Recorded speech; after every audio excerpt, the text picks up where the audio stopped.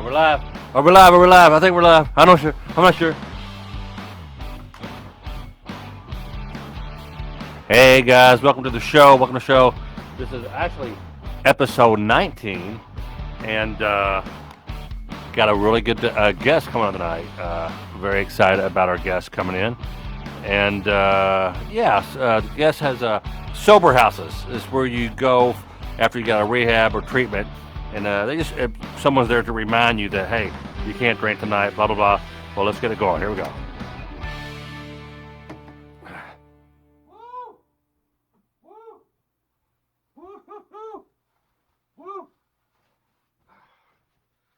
Wow.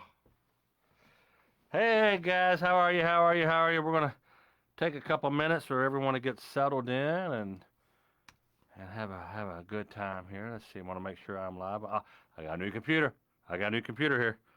This is how much I am excited about sober talk. I really want to give this thing my best effort. Out of all the things I do, this is the one that's cost me not money, not making money, but this is the thing that I am most excited about because I really think it's helping me tremendously because I come in here, I look forward to it. I know I'm not drinking tonight because I can't do this show drunk.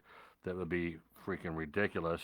Uh, Last night we were talking about, Carl was talking about people coming to meetings drunk, and someone was, one of our regulars. And hey, so speaking of regulars, we got your 7 here. Let's go ahead and share it to another page, although creating this page is the whole reason why I don't want to share it to my page because it has nothing to do with comedy. It's imagine you're a viewer and you're watching you're binge watching Breaking Bad, and then all of a sudden episode of the Golden Girls come on. That's the kind of reaction I'm getting when I post this to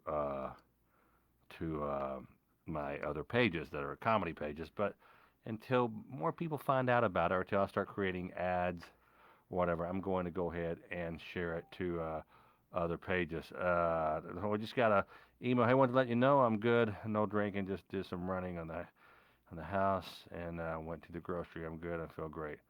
Just enjoying, feeling like me again. That's Jim Givens. Jim Givens is on day 4. I'm pretty sure it's day 4. We'll try to give him a call and see how he's doing. Let's go real quick and share this to my comedy page just so we have some viewers. And how's everybody doing? You doing all right?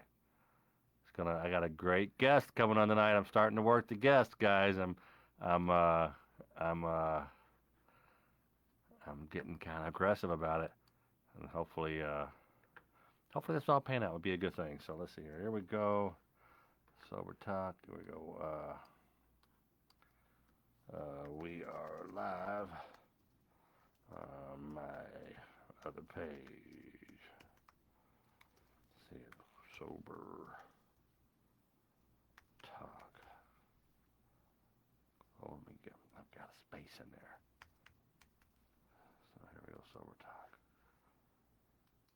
Okay, and we'll do it on one more page here till we get some of our viewers here. People can't find us, and you guys that are here, you are the founding members of Sober Talk, and that is really, really, really, really cool. I love that. I'm curious how Bev is doing. Bev has checked. She says she's checked in somewhere to get some help, and man, that is freaking awesome. I'm very happy for Bev if she's checked into a facility or a treatment center. It takes a lot of balls, Bev. You got balls, girl. Let's see, heal. Oh yeah, here we go. Here we go. Live. Let's see. And if you're just now joining us and you're watching us, be sure to join our group and follow this page, and maybe you're, maybe it's something you'll get something from. So, all right. So, boys, kind of had a couple tough days, a couple tough incidents today. I'm still trying to learn how to be happy and sober, and not freak the hell out every time something happens, and start yelling and stuff. But the thing is, I didn't. I did freak out a little bit and threw some spaghetti I had spaghetti tonight. Ever tell you guys about the time I was preparing spaghetti dinner for a 5K race the night before, and I made it with old hamburger, and everyone got sick during the race. It wasn't good. It was. It was. I don't think I ever told anyone about that.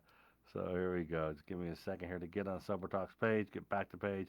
I'm starting to look for someone to work with me to come into my studio every night or whatever nights we decide to do this.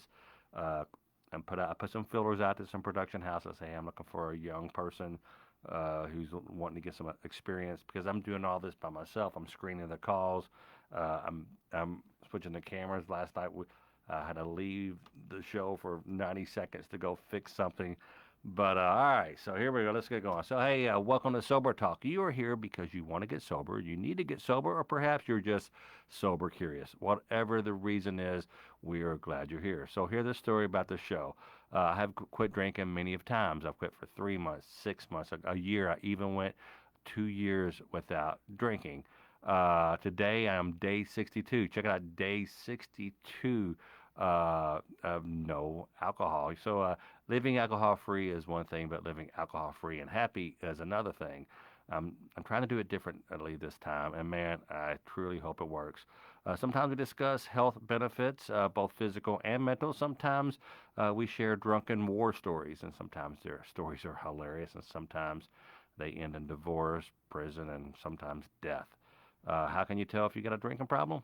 If it causes problems. So no matter why the reason why you're here, I'm glad you are. If you want to call in later, you can do so by calling the number on the screen. It's 502-273-5676, 502-273-5676. So I want to go ahead and get started with our first guest. Um, his name is Greg Stinson. Greg has quite the story, and like me, he started doing something to uh, to help out. And let's give him a call and let's save it for the air. I don't want to give his whole story without it. So here we go. Dun, dun, dun, dun, dun, dun, dun, dun, it's warm in here. It's really warm. Hello. Hey, Greg, it's Tom Mabe with Sober Talk. How you doing, buddy? Hey, fantastic, Tom. Great to hear from you. Yeah, hey, so I told the listeners a little bit, just a tiny, tiny bit. I put in the description that you own some sober living houses. Let the people what exactly is a sober living house? Sure. So a lot of times, Tom, people that are in addiction, they might be in really serious addiction, and they have a hard time functioning and doing things in a day to day level. There are plenty of people that are functional alcoholics or functioning addicts, but the vast majority they don't interact on a day to day basis like you and I do. So when they come out of rehab, or if they've been sober for a period of time, even as short as a week or 30 days, they really need a structured environment to live in. And in that structured environment, they're also living with other people who've gone through the same issues that they have, and they're working together as a community to help one another. And it really creates a great realm for peer supported environments to help each other because they know the issues that are going on with one another. And what inspired this? What made you Well, decide to get into this? yeah, I've got a 4-year-old daughter, and her mother is an active heroin addict. Active, you And said an active heroin addict. correct, correct. Okay. So How does that work out with a 4-year-old? I mean, what does it didn't. She had a really bad problem when we first got together, and we were working together, working through it. She got on a maintenance drug called Suboxone that helped a lot for a short period of time. and that's Um, something you take in lieu of the heroin. It's like a fake heroin kind of, but what? yeah, It's not what it cheap. does is it blocks the opiate receptors, and it also doesn't allow you to, if you were to get heroin or another opiate, you wouldn't get the high from it. It's kind of like that drug, However, kind of like naltrexone, another drug I heard of. But go ahead. sure. However, there are a lot of people actually that use that particular drug to get high.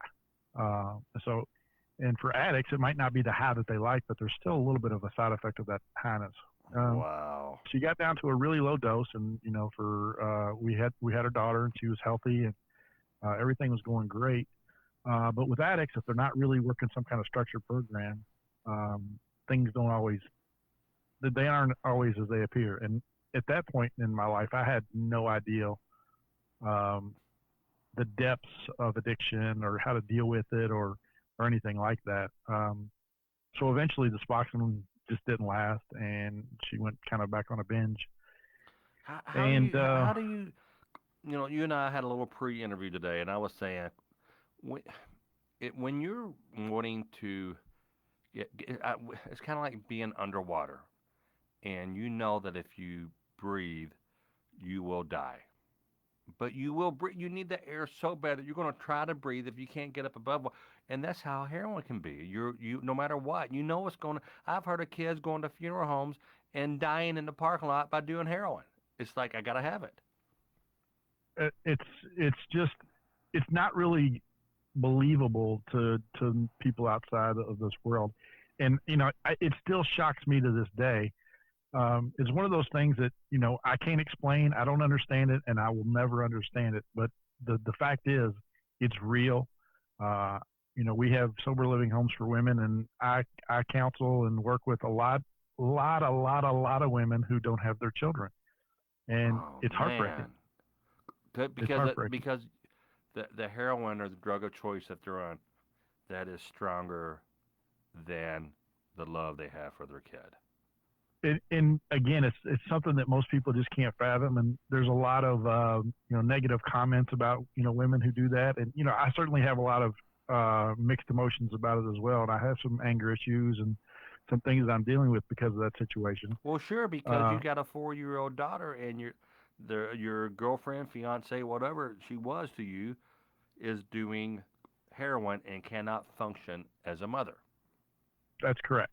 So we had 2 good years with the baby, and then finally CPS ended up stepping in. Not I didn't get them involved, but someone did, and all she had to do was go to rehab, test clean, and everything would have been okay. I was there to support her to do it, and it just couldn't happen for her. Sally Hartley And then says addiction is still heavily stigmatized as a weakness of character rather than the illness that it is. Do you buy that? I think it's both for sure, depending on the individual person.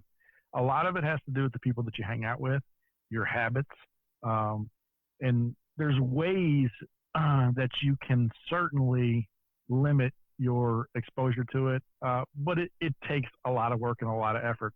And a lot of people that are in active addiction just don't feel like that they can or that they know how. But the Would you truth is, there are tons of resources out there, tons for people in addiction. would you say this is true? I tell my kids, I said, once you do meth, once you do heroin, or something, it's not like you want you. It's not that it makes you feel so good you want to do it again. So often it's that if you don't do it, you feel like you're going to die. Is that accurate? If you don't get it, I'm going to die. From everything that I've experienced, and I've never done any drugs in my life, so I can't say firsthand, but I can say firsthand the fits that I've seen with my daughter's mother and other people. It's horrifying. The pain that they go through and what they will do to get money to get the drug. It overtakes your whole life. So, Um, so Natalie Jansen says, I have a couple of friends that use that stuff. I quit hanging with them. Sad. I want to say, you know, I think the difference between beer and heroin. I've never done heroin, never used a needle or anything like that. I think it's all bad. Natalie, yeah, I think it's all bad. But heroin is one of those things that they say it's extremely hard to quit. Why did she start? What made her to say, hey, I want to try heroin? When you know how bad this shit is, and you're going to try. Why do you do it? Because they say, oh man, uh, you got to try this. It's so great. You got to. I'm sure you've been. I'm sure you've had the opportunity. The girl, saying, "Oh, Greg, you just got to try it. You will not believe how good it is. If you just tried it, you see what I'm talking about." Did that ever happen? Why do they try? So again, I'm not an expert and I'm not a psychologist or a therapist, but I do have a lot of practical experience in this world. And what I find out, especially in women, a lot of it is based on trauma. Very, very disruptive, especially the ones that are really, really down the rabbit hole with addiction.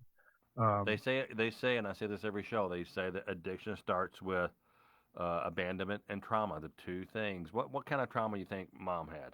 Your baby's mom. she had a lot of physical and sexual abuse as a child. A very unstructured life, constant chaos. There were many nights that we would, lay together and she would just be shaking or wake up screaming, just with horrifying dreams and visions of things that had happened in Oh, her past. golly, the memories. That is, oh, geez, bless her heart. Bless her heart.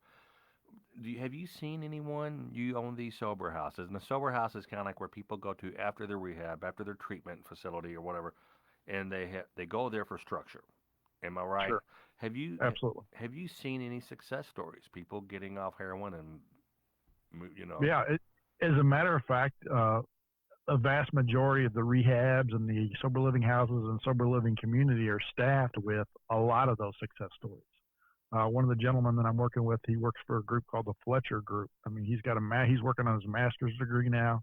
He is articulate. You would never know, but he was a hardcore addict for years, and he went through a program. And he's helping me consult me on how to grow this into a viable, not only a business but a compassionate opportunity for people to get their lives together. this is real quick. I want to say Kevin Llewellyn. He's listening to you and listening to me. He says I have left the hospital after 3 days of detox to drive right to the liquor store to start drinking again.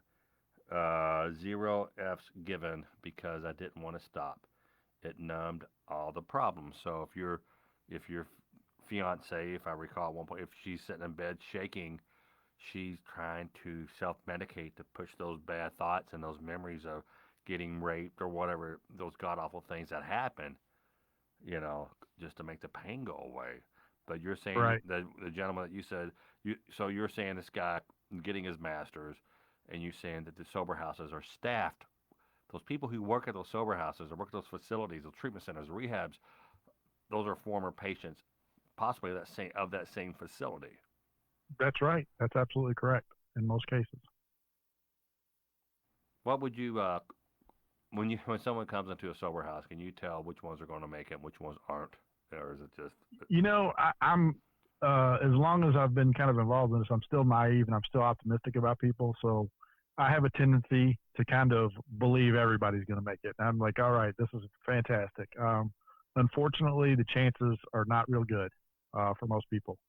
This is a business and an industry, unfortunately, that has a lot more failure than it does success. So what we're trying to focus on is creating the community that gives people not only just a structured environment, but teaches them how to be successful in life as well. Because a lot of the things that people deal with that are in recovery, they snap back to using for basic stressful life situations that we all deal with. They just can't handle or cope with it the same way because either they haven't known how, or that drug just is, ticking away in their mind saying, come get me, come get me, come get me. Um, so we're really working with a full holistic approach, trying to get people not only in a structured environment with the rules and around other people, but giving them really good tools to walk outside and get their life together.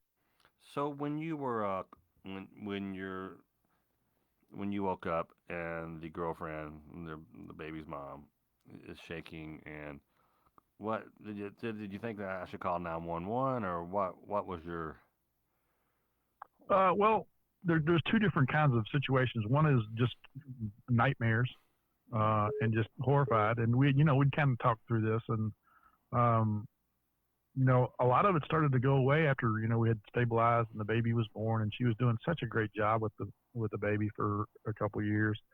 Uh, but interestingly enough, as you get further away from the drugs, those things come back to haunt you. All that stuff's never going to go away. You have to deal with it. And at the time, the thing that I didn't realize or understand is you're not just going to get off this stuff. Most people. Now, there's never an absolute for anything, but most people are going to need some kind of rehab, some kind of ongoing therapy, some kind of ongoing counseling, something that keeps them focused on a better future, and not just not doing the drug. This guy here, Gene, says I've been stuck, or Gene says male or female, says I've been stuck in a loveless marriage because I don't want to abandon my kid. I've been using alcohol to kind of blur my stress and my feelings. I think that's pretty common. I think a lot of people are kind of, they have kids and they don't want to, it just gets old. They just want to get out for a minute and then they get out and realize, oh my gosh, I can't believe I got out. Right. Um, so what? So how are you liking? You're kind of new to the sober houses. You're Yeah. working. How are you liking it? Is it fulfilling or is it just such a pain in the ass? You're like, what did I get myself It's into? really both. So I've got a couple of places in my hometown in Louisville, Kentucky, and they're smaller, so it's tough to really get a community feel. So there's definitely some people that have come through that I'm glad I met, and that I know that we made a difference. But there's more, unfortunately, that have come through relapsed. So I'm still working on training my mindset. To not focus on the people that are not making it, and really focus my energy on the percentage of people that do. Uh, but you get invested with people. You really get a connection, and because a lot of these people have just awesome personalities because they've been through a whole lot of crap, and they got some great stories. Yeah, yeah. Uh, and a lot of them just are very very wounded, and all they need is an ear to listen to, and um, so there is a reward. I'm currently rehabbing an apartment complex where we're going to hold up to 32 women, and I'm really looking forward to that because we can do a whole lot more in a community with that size. Jim Gibbons says he's referring to the person uh, who said they're stuck in a loveless marriage, and he says I felt like that, but it was my drinking that caused the lovelessness, and so that's interesting. Jeff Rogers says I used to own a bar in Louisville and I had to get sober while still running the place. I'm on word, that's tough. Jeff. Yeah, My last drink and drug pot was February 14th, 1996. I still ran the bar till I sold it June 1st, 96. That was tough, having it at your fingertips fresh out of rehab. That's like me doing shows, the occupational hazards, and, Jim can, he's a comic too. You get off stage, everybody, come on, let me buy you a drink, big guy, come on, buy you a drink. And it was really, really tough. And I got to the point to where if I'm on stage and there's an exit door over here, I'll go, love you guys, good night. And I wouldn't care about selling CDs, DVDs, signing autographs. Well, I would just get off stage and go right to my truck. And that was a way because I just had to get away from it. So when you what do you think? Well, you're kind of telling me not all sober houses are created equal. It sounds like. correct, correct. Like any other a business, and this is a business. Even though it has a good purpose, there are good operators and there are bad operators, and then there's different levels and different rules in different places as well. Um, so with the smaller house, uh, it's only going to work if you've got pretty stringent structure and rules.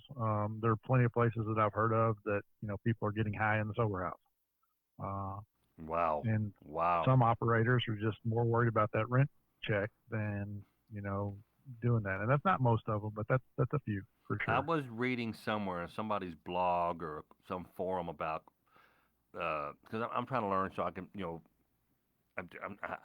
first of all never take medical advice from me and don't. I'm just a dude who's on day 62 of not drinking and it just helps me to talk about it. First time I'm doing it differently. First time I'm actually working the steps because I've tried. Oh, Greg, I've tried every single way, but I was surprised about some of the reviews of some uh, facilities, treatment centers, rehab centers, about they would take Medicaid or Medicare, and they would actually bring drugs into the the facility just to keep people to stay there so they could collect the money from Medicare. Is that common? Well, I tell you, Florida years ago was really, really bad about that. They had a little circle that from the sober house, to the rehab, to the testing labs. Uh, and then there's even a couple of rehabs here in Kentucky that I've definitely heard that maybe the staff isn't bringing the drugs in, but there's sure a lot of drugs floating through there. And it just kind of gets overlooked because, again, if you don't have an operator with integrity, you're stuck in trying to pay the bills. So, hey, you're just going to kind of keep billing your Medicaid. Yeah, I guess. Oh yeah, they're doing good, but you know what? I think they need another 30 days. Yeah, it is. It's business, and that's. What advice would you give? And do we know why? Your ex fiance. Do we know? First of all, do we know how she's doing? Do we know?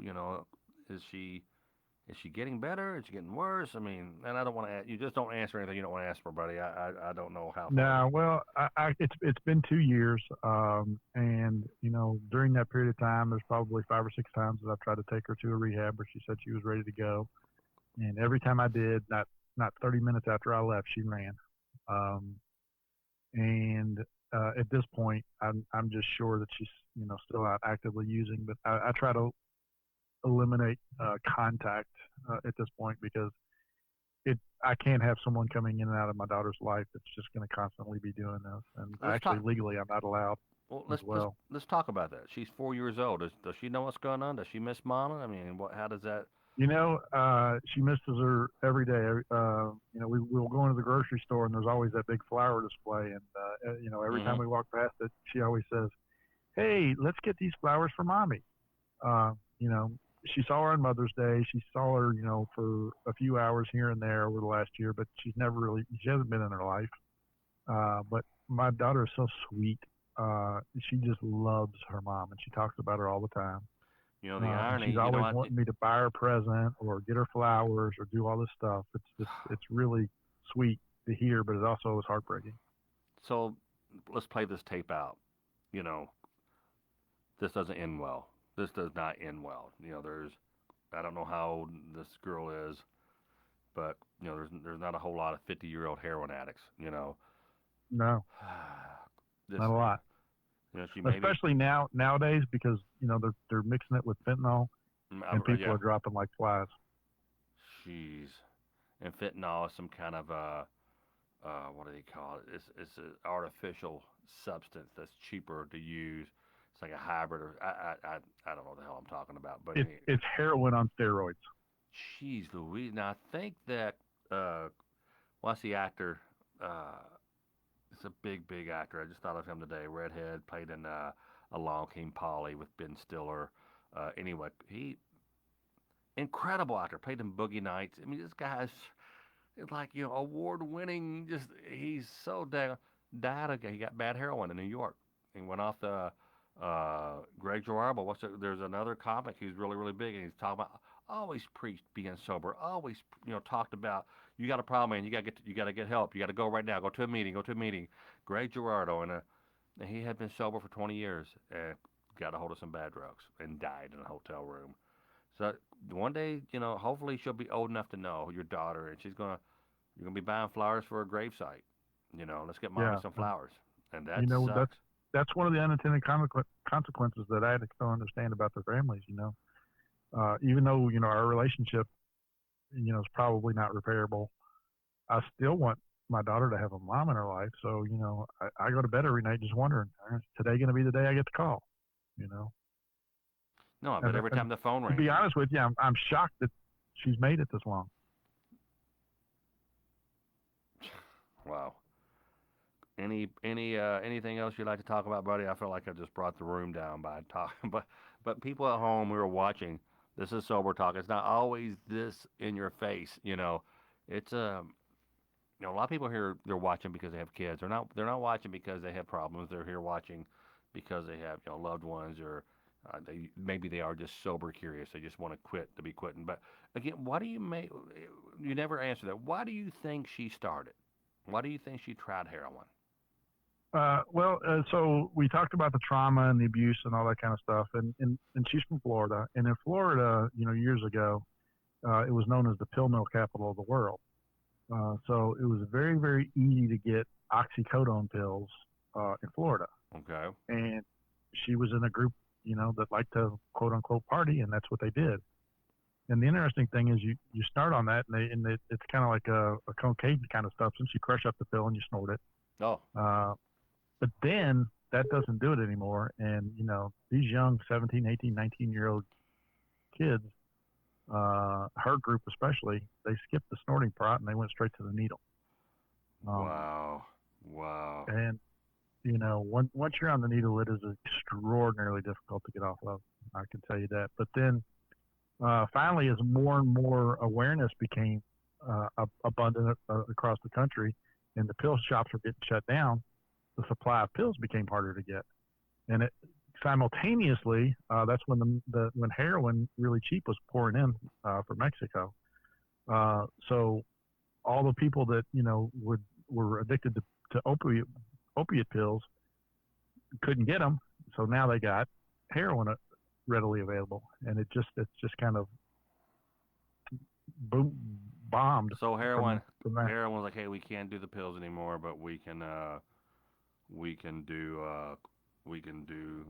this heroin. Yeah. Substitute drug. So that's right. And I mean, it's pretty much the same thing. I mean, the pills are kind of a synthetic. Yes. Opiate. Yeah. Synthetic was the word I was looking for earlier. Yeah. Are you there? Yeah. Absolutely. Yeah, synthetic was the word I was thinking of earlier. Well, Greg, thank you. What's the name of your do you have a name for it? How do people find out about your place? What is it? We're called The Bridges to Hope, and you can just look for that name on Facebook, and it's The Bridges to Hope. Two bridges to hope. The Bridges, Bridges to Hope. The Bridges to Hope. And the reason that we use bridges as our analogy is because in the recovery world, there's not one way to get clean and sober. Everyone's going to have their own journey. And there's multiple different paths, and we don't preach or push one particular way.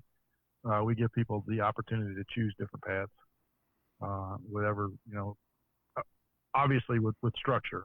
Right.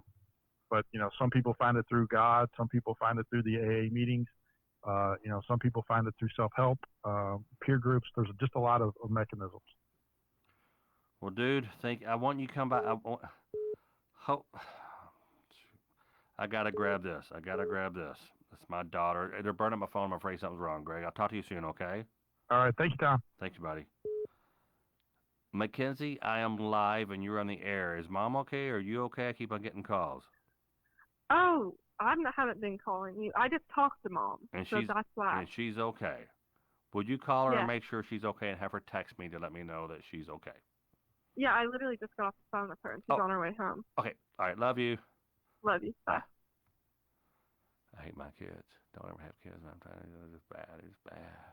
Kids are bad. Kids are bad. I'm teasing. I got the most loving kids in the world, Josh and Mackenzie and Melanie. So let's, this is the unfortunate reality of drug addiction. Says fentanyl is a painkiller, much like Dilaudid.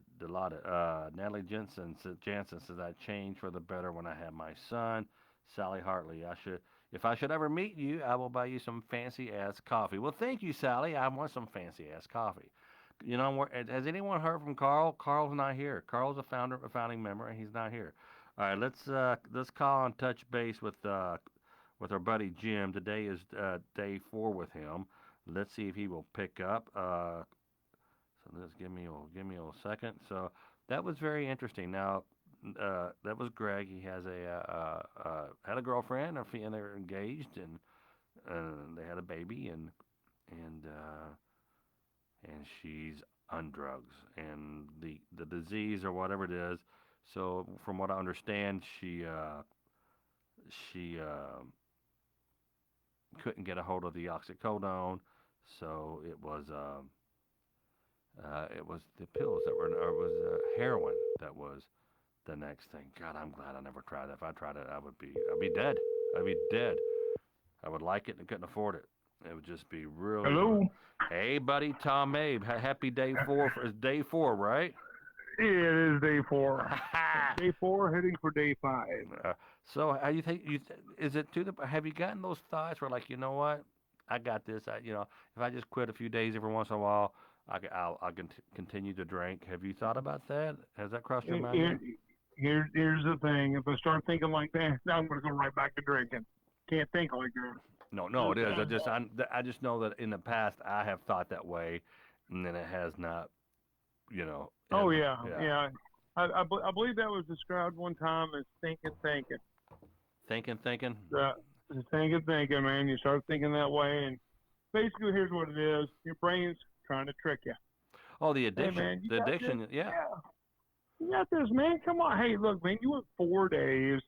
You can have one drink. Right. Maybe two, man. Two. I mean, hell, two's not even giving you a buzz. Let's just go ahead and go for 3. Yeah. So, yeah, it's been I've been there too many times, and I'm trying to figure out when my brain's trying to trick me. Your connection is not nearly as good as it was last night. It's kind of in and Oh, out. hold on here. Let me. Your phone is drunk. Your phone is. How about now? Oh, that's nice. It's like you're in the room with me, Jim. It's amazing. Yeah, well I forgot to take off my mask. Oh, really? You know what? I forgot. I forgot I had my mask on the other day, and I spit. That was uncomfortable. So. No, it's more embarrassing when you're trying to take a drink of water, and you realize you forgot to take your mask. That's a filter. That's so day 4. So as much as you drink, like I told you, go to a doctor. You haven't gone to. You did go to the doctor, and you're taking a little something to calm you down. Basically the medicine to help with any like seizure withdrawals, because of the amount that I have been drinking, there was always a chance, to have like a bad withdrawal or seizure. I take a little half of it. Let me before I lose this comment, because I'll lose it. Carl Martin says, to anyone watching, talking about the guy who's on the phone before you heard him. To anyone watching, listening, who is not addicted to any drug, including alcohol, please try to understand that most human beings do not choose to be in severe pain on a daily basis. Addiction is a brain disorder, not a morality problem in most cases. I just want to get that out, because that's a very interesting comment. So you're taking medicine just to kind of calm you down and to prevent any kind of just right. I take a little 5 milligram. It's and something or another. Basically, I think they used to refer to it as like value. Yeah, I totally get it. Yeah, and it's just basically what it is to shut my brain off at night so I don't lay awake.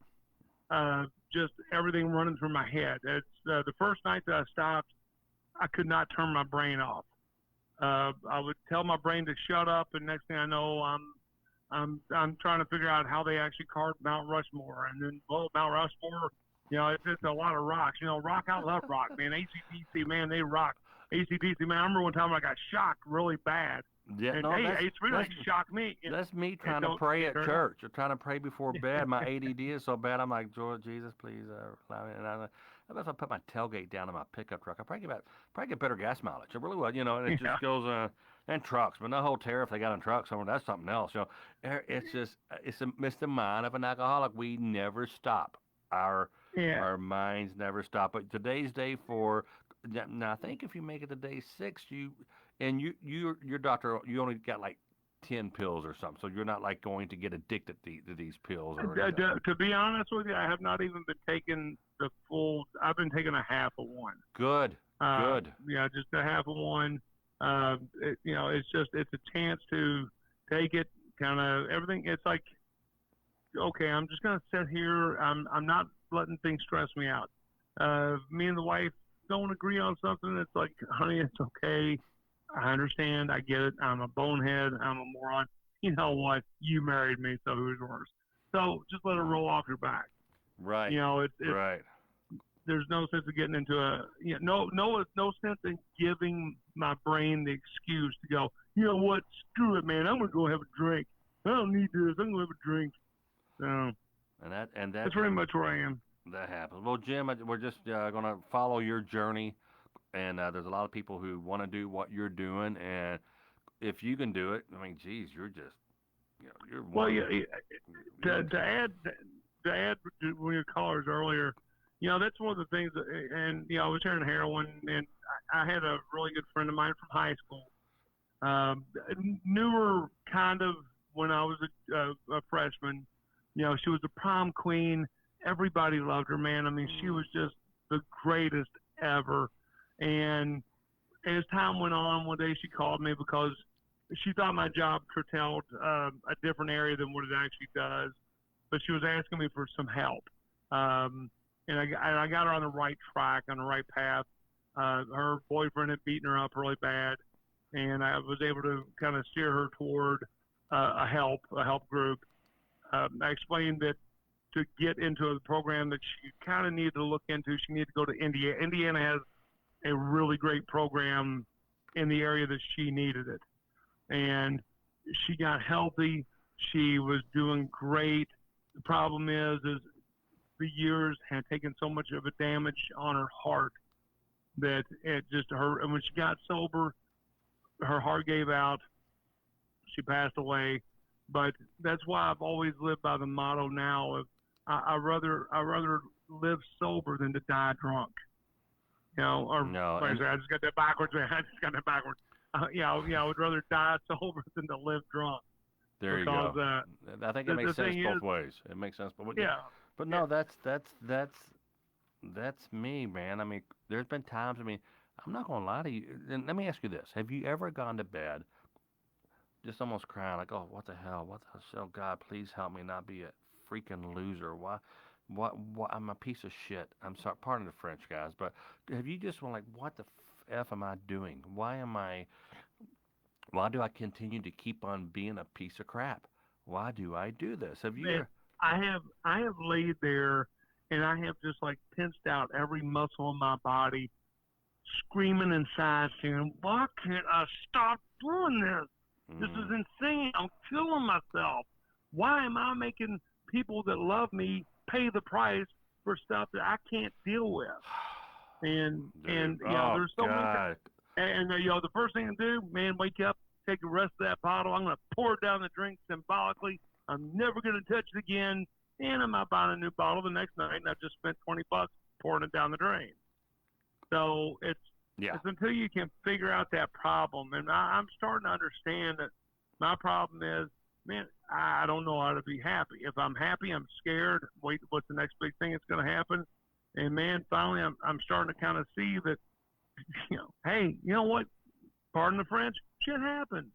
Things don't always go your way in life, but you have to learn to adapt and move on with it. You only get one life, one.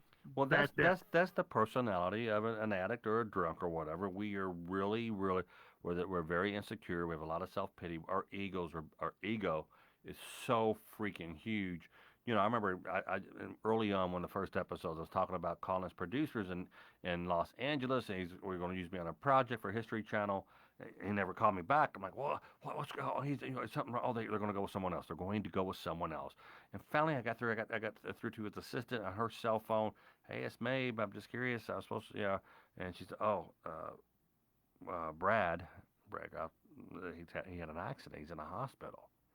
And I was like, thank God. I thought he was mad at me. I thought it was me that had the problem. And how piece of crap is that? How stupid is that to be that way? Dude, I was in a comedy contest, and the third guy won. I'm like, damn, man, he was way better than me. Third guy won. Second guy, man, second place goes, and I'm like, screw this, man. I suck so bad. I was in my car starting it to leave when one of my buddies came running up, banging on the window, going, "Dude, you won first place. Wow. Get in there, man. I'm calling for your name." Wow. And it's like, and I'm, because, like I said, I mean, it's, there's a comedian thing where, we are all self-loathing, and we all, use comedy as therapy. But as a person, people do it every day. I'm not good enough. I'm not, believe it or not, man, I hear my wife, man. I love her to death. She's such a sweet angel. She puts up with me, so that right there tells you something. But she will put herself down so bad. And I know it's the way she was brought up. Having a mom saying, "No, you're never good enough. You don't do things good enough," and it starts eating on you. And I did the same thing, man. My mom, if you really loved me, you'd get good grades. If you really loved me, not that mom was bad, but you as a kid you start taking that in, and you start forming that opinion about yourself. It's in your DNA. A constant walk around and like you got dead lice falling off your ass, piece of shit. And and I got a therapist, and I'm gonna curse. I'm getting ready to curse. If you guys want to turn off, I'm getting ready to use the F word. But my one of my old therapists he said, Tom, you know the difference between fuck it and fuck that? I know. Well, fuck it is where you're like, oh man, typical. I'm a piece of crap, And fuck that's like, man, I'm gonna find 10 different ways to make his life hell, And it's like you're either extreme, like, oh man, I'm just a piece of shit. Yeah, there's someone, something happens, and then right in the middle you have, yeah, what the fuck, don't matter, and you want to be somewhere in the middle. You do not want to be like, oh fuck it, fuck that, not really, man. You just be, if you didn't come in first, second, or third at all that comedy contest, it's okay. It wasn't your day. Yeah. Someone had a better set. But man, we would go to bed just totally just beating ourselves up because we are not good enough. And again, I want to apologize to dropping the F-bomb, but I'm just go ahead.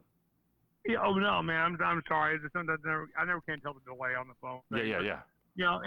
It's funny, man, because it's like one of the things that kind of had a revelation for me was one of the high points of my comedy career, which tells you how much my comedy career had points. Was I remember when I was a kid in 1984, I watched Louis Anderson on The Tonight Show. Right. And, man, I loved it because, here's a fat guy. He's making fun of himself. People are laughing. And I'm like, man, I want to do that. Self-deprecation humor. Exactly. Well, then years later, I get to open for him. And I went into the green room, talked to him. And Mr. Anderson, I remember the jokes. I told his jokes verbatim. Mm-hmm. And he goes, and Jim, that's a wonderful story. I want you to tell that story when you open up for me. I want you to tell people that's such an endearing story. But what had happened was, after getting to know him, I read his book. And he had a book, I just went blank on it, but it was a book about his life. How to be an ass? No. He was always pretty cool to me. Okay. But, the Michael Winslow was the one that I always had the issue with. Anyway. But anyway, he had a great book about his dad and growing up and being the child of an alcoholic and hearing the negativity all the time. He had won a big St. Louis comedy show, and all his dad could do was put him down and talk about how he's wasting his life. He came from a family of like 8 brothers and sisters. Yeah. And, it alienated him. But the thing was, is he felt the love when he was on stage because people were laughing. Even though he was insecure, the people were laughing. And, of course, he built his whole career around his dad, the family, and things like that. So once I started kind of hearing what he was saying in his book, I'm like going, damn, that's me. Oh yeah, that's the same thing. That's me. He just got money. He's got fame. Hey, and I've got 30 seconds to wrap it up because I got to. Let's go, man. No, I want you to finish up. I don't want to cut you off right this second. No. It's actually kind of cool, man. I'm starting to feel like Joe Dirt, man. It's like, all right, tonight we're checking in with Joe Dirt again. So about this thing with your cousin. Yeah. All right, brother. Well, good luck with day 5, and we're going to hold you accountable, and we will talk to you soon. Hey, man, luck's nice, but, man, I'm determined. So keep up doing what you're doing, man. There you go. No luck, just keep you. All right, buddy. Talk to you soon. All right. That was my buddy Jim Gibbons, a really, really good comic, a great guy, and so we are going to call Al. Al's going to kind of do Al's going to someone, Charles McGuire says, yeah, my hair is just, I don't know. I got, my hair is just, it's a little gray and it's long, and but I can't do nothing with it. And when I got here, I went to the makeup room. Actually, I want to give you guys a tour one day. I had hairspray because it wouldn't stay out of my eyes, so I sprayed it back. And that was maybe not a good idea. I want to tell you right now, maybe not the best idea. But we're going to call Al because I want to, Al has been in facilities, and I want to hear what he says about I don't think he heard. I think he was doing something with his kids or something, but about the. Oh, come on now. Hello. Hey, there you are. What's happening now? Hey, Tom. What's going on? Oh. Hey, so we had a guest on earlier. God, it was so great. I know you were in your car and you couldn't really listen. You're with your kids or something, but uh, the we had someone on who owned couple sober living houses, and he had Mhm. women who would come and stay there or whatever. And I brought up about how some sober living houses, some rehab, some facilities, treatment centers, uh, they want to keep you there, no, even if it means giving you drugs, as long as they can bill your insurance or bill your Medicare, Medicaid. It's usually the ones like Medicare, and they just want to get you there, keep you there.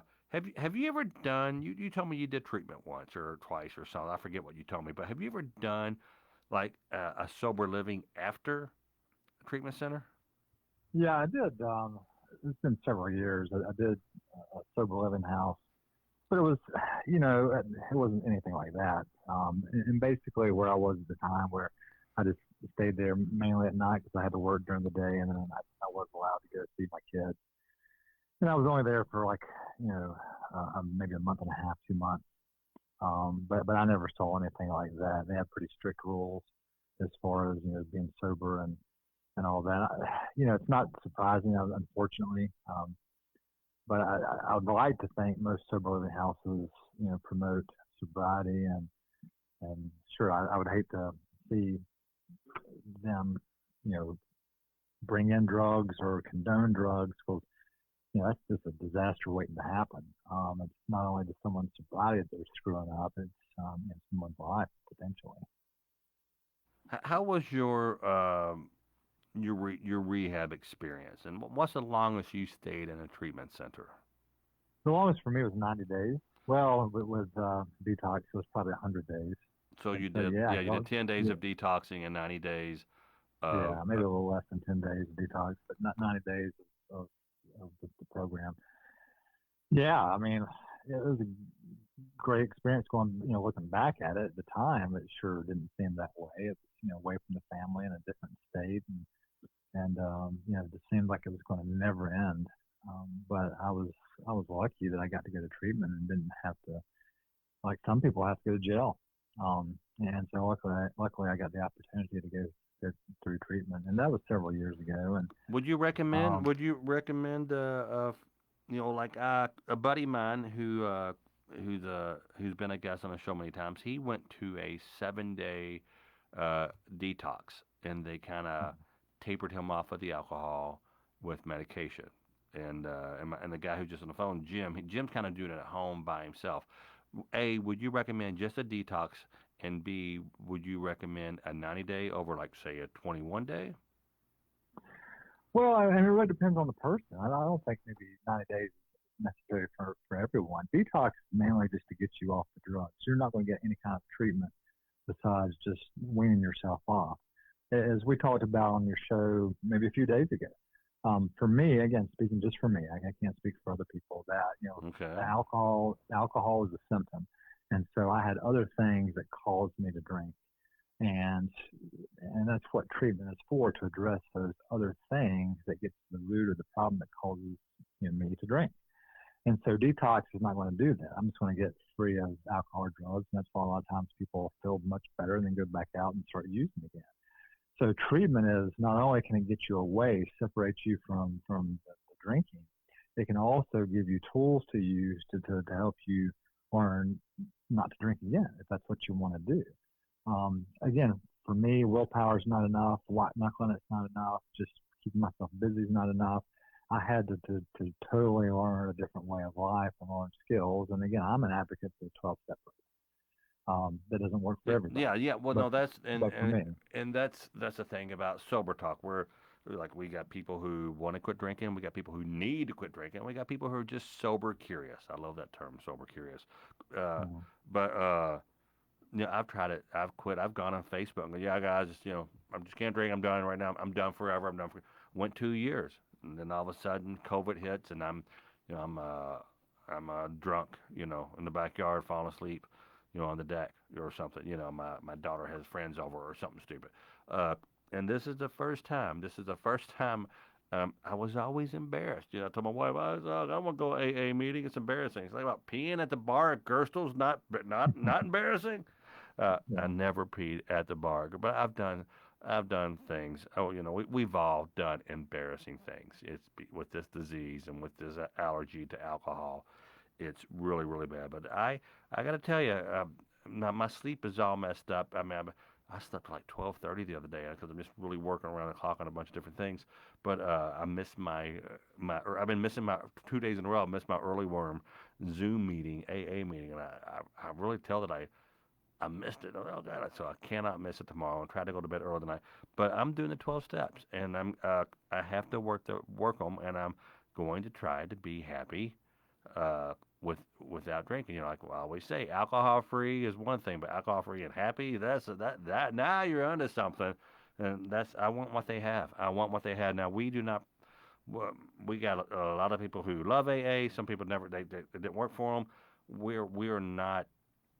We do not promote any kind of treatment or whatever because I just don't want to do that because some people have their own ways. It's a therapy or whatever. But this time I am trying AA, and if it doesn't work, I'll try in other ways. But anywho, so far so good.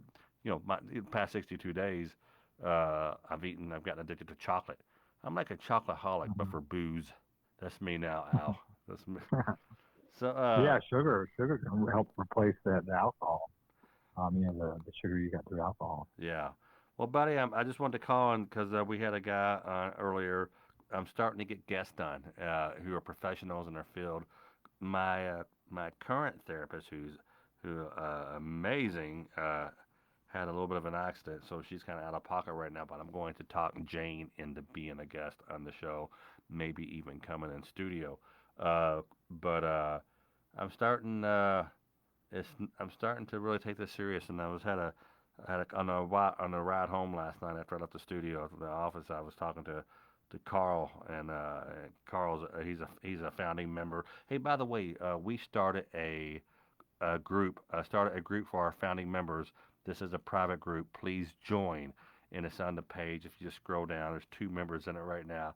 But all you guys here, Bev and Carl and Sally and Natalie Jens, be sure to join our group. And if you guys ever need to like just talk to someone, maybe you'll find someone in the group, and we'll look at hey, someone's in the group. So that's good. This is a great show, Tom. Thanks for having me on. That's Greg Stinson, and I wish I would have written your Greg. I wish I would have written your. You'll call in again, but it's Two Bridges, sober houses. And so, how long were you in a sober house uh, after your 90 day or how many days or whatever? How long were you in the sober house? It was a little over, I think, 2 months. Wow.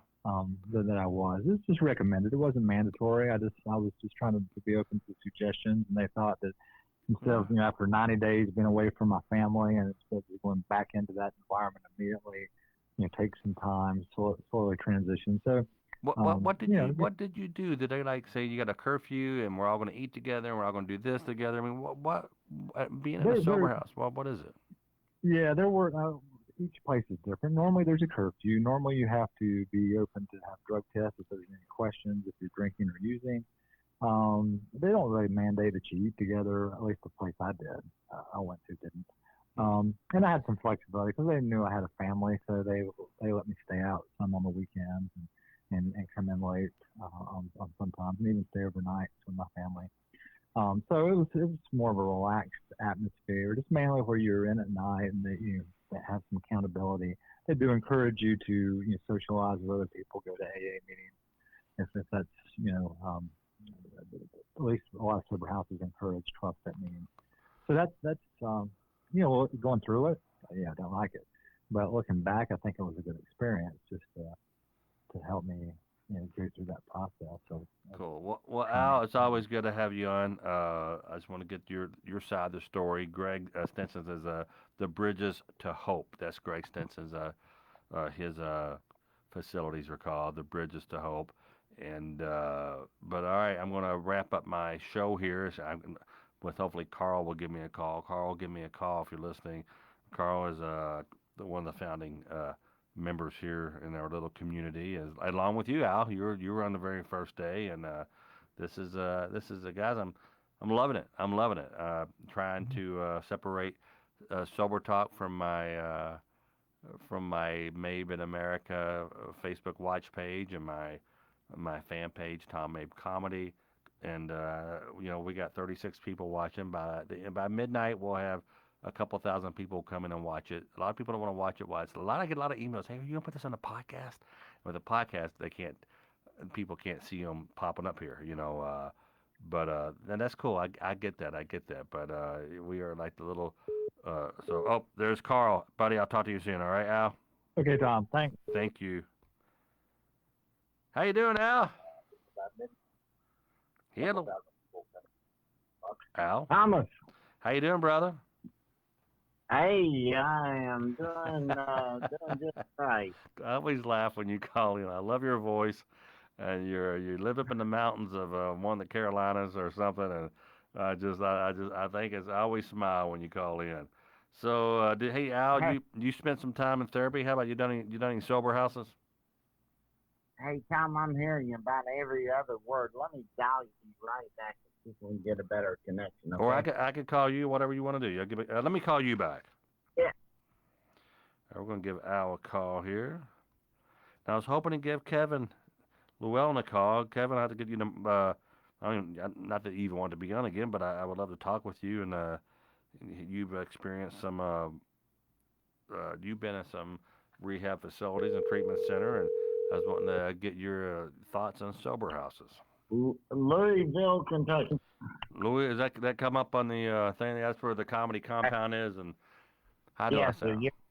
You're live. You Oh, sound much. so Hey, what do you think? You did a rehab facility before back in the day? yes, I've done two of them. One was the last one was the one that I had them allow me to use a medication that not many people know of. And that was the one that really That was changed. that's the one that worked for you. Well, that's cool. That's cool. And everybody's Yeah, finding yeah, things differently. Everyone's, I have I own a CBD wellness farm, the hemp wellness farm, and I have people who've gotten off, oxycodone and other real drugs, and they come in here and I've met people here on a Sunday because they were out of their CBD oil. So whatever what works for but you and other people, um, that's a cool thing. the CBD oil, and I've read and researched. I mean, there's extreme hope in that. I mean, there really is, and it's not swapping one drug for another and all that other foolishness. It really is.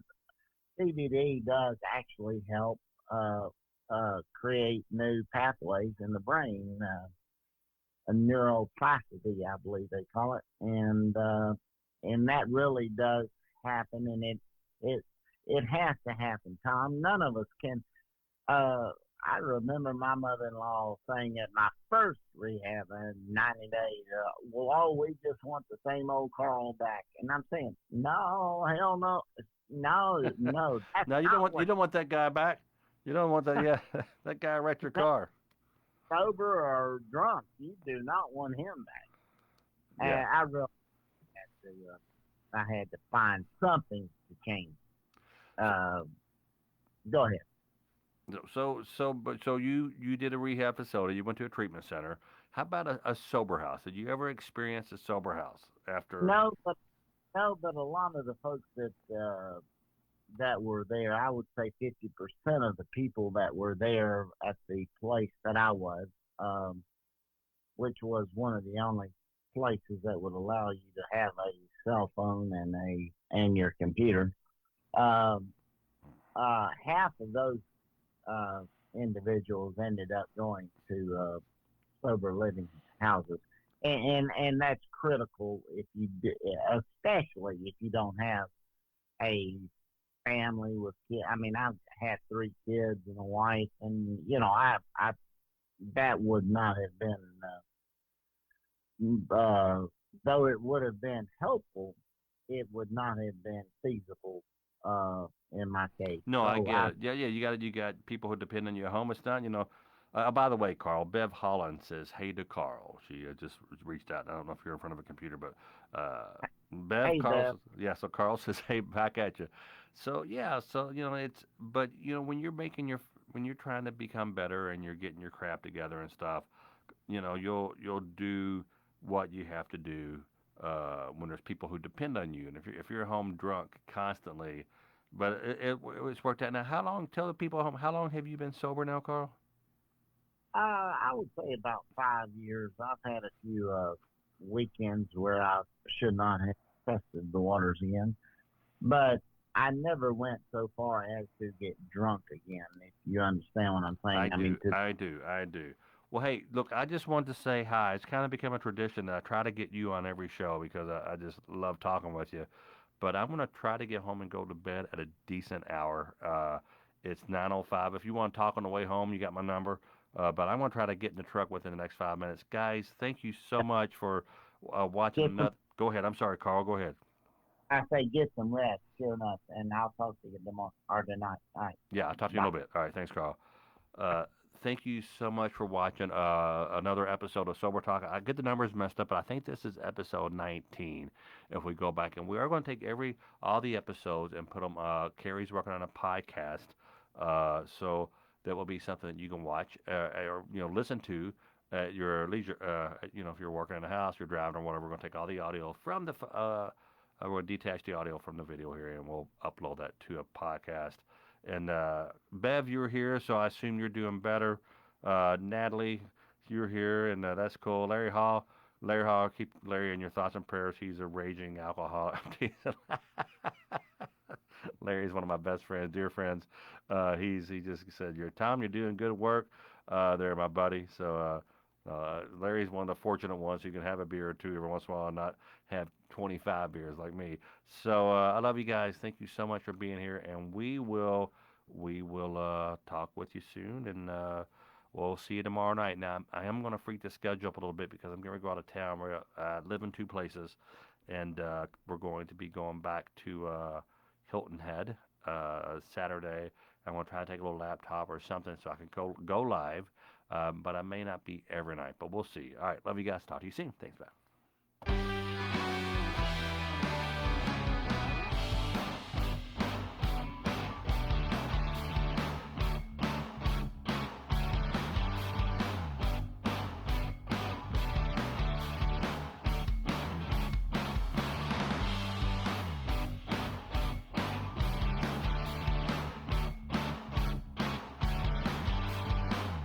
Yay! Are we on? Are we on? There we are. There we are. Sometimes this mic doesn't pick up. Guys, again, we appreciate you being here. And this is a recorded show now. If you're watching, please don't call me at 2 a.m. wanting to talk because we won't be live. So, all right, we'll talk to you soon.